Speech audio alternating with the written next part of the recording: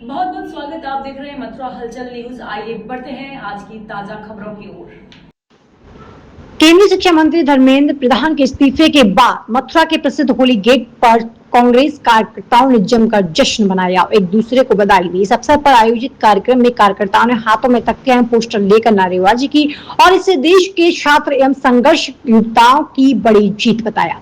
पत्रकारों से बातचीत करते हुए कांग्रेस नेता ने कहा कि यह जीत देश के छात्रों के निरंतर संघर्ष और आदरणीय राहुल गांधी जी के विचारों की जीत है। उन्होंने कहा कि राहुल जी और देश भर में संघर्ष कर रहे छात्रों के प्रयासों के कारण आज यह सफलता मिली है। इसी क्रम में भी हम सभी होली के चौराहे पर एकत्रित होकर जश्न मना रहे हैं। सरकार पर सीधा निशाना साधते हुए उन्होंने कहा कि निर्णय से तानाशाह सरकार को मुंह तोड़ जवाब मिला है और सरकार को झुकने पर मजबूर होना पड़ा है। आगे की रणनीति पर बात करते हुए उन्होंने स्पष्ट किया है कि यह तो केवल शुरुआत है। उन्होंने कहा अभी यह पहली मिली जीत है, लेकिन हमारी लड़ाई यहीं खत्म नहीं होगी।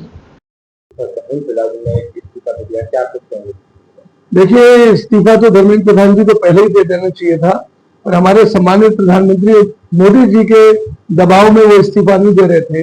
करोड़ों की संख्या में छात्र लोग उग्र आंदोलन कर रहे थे, शांतिपूर्वक आंदोलन कर रहे थे और भारतीय जनता पार्टी ने जिस तरह से इनकी सरकार ने दुर्व्यवहार किया छात्रों के साथ, उन पर प्लेट चलवाई, गोलियां चलवाई, प्लेट वाली कैनन से मार करी, लाठियों से लाठीचार्ज किया, लहूलुहान कर दिया लड़कों को, लड़कियों को। वो अंग्रेजों के जमाने के उत्पीड़न को याद दिला देता है। ये तो अंग्रेजों के साथी रहे हैं भारतीय जनता पार्टी के लोग, उनके पिट्ठू रहे, तो वो ऐसा व्यवहार क्यों नहीं करेंगे। परंतु हमारे नेता राहुल गांधी जी ने जिस तरह से एक यू टर्न लेकर धर्मेंद्र प्रधान के इस्तीफे की मांग करी, तो उनके उस इस्तीफे के सामने और छात्रों के दबाव के सामने धर्मेंद्र प्रधान को इस्तीफा देना पड़ा और अंतोगत्वा कांग्रेस पार्टी की जीत और करोड़ों छात्रों की आंदोलन की जीत के आगे सरकार को झुकना पड़ा और धर्मेंद्र प्रधान फाइनली आउट हो गए। और तमाम ऐसे मुद्दे हैं जिसमें भारतीय जनता पार्टी की सरकार को आउट होना पड़ेगा और सत्ता छोड़नी पड़ेगी।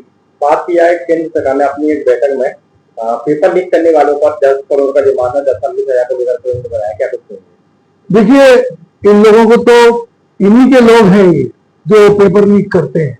मुझे नाम पता है कि कौन लीक कराता है और कौन लीक करता है।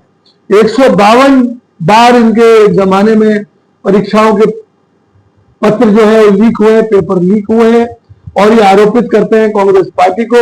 ये लोग जो राम नाम का चंदा खा गए, जो लोग चंदा चोर हैं, चढ़ावे को खा गए, ये इसमें भी भ्रष्टाचार करते थे और करोड़ों छात्रों के भविष्य से खिलवाड़ करते थे।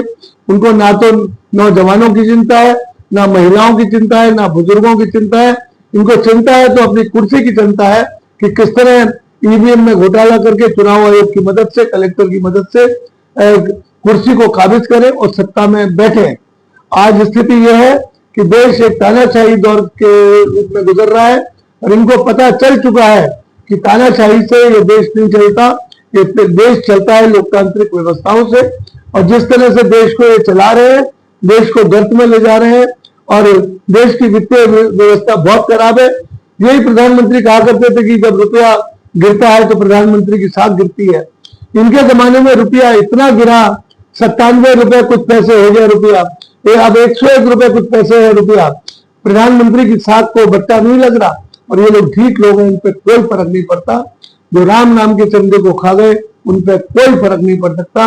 इन लोगों को सत्ता से जाना होगा और छात्रों को और जनता को इनको भगाना होगा। इनकी ईवीएम मशीन के खिलाफ भी आंदोलन होना चाहिए, इनके चुनाव आयोग के खिलाफ भी आंदोलन होना चाहिए और इनके तौर तरीकों के खिलाफ आंदोलन होना चाहिए कि किस तरह सत्ता में काबिज होते हैं।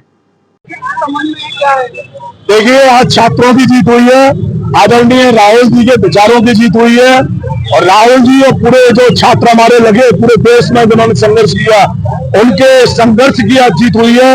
इसलिए हम होली गेट के चौराहे पे सब जश्न मना रहे हैं और अब ये शुरुआत है, अभी तो लड़ाई है, आगे और लड़ाई है, तो लड़ाई लगातार जारी रहेगी। ये पहली जीत मिली है और तानाशाह सरकार को मुंह तोड़ जवाब देने का काम किया है और सरकार को झुकना पड़ा है।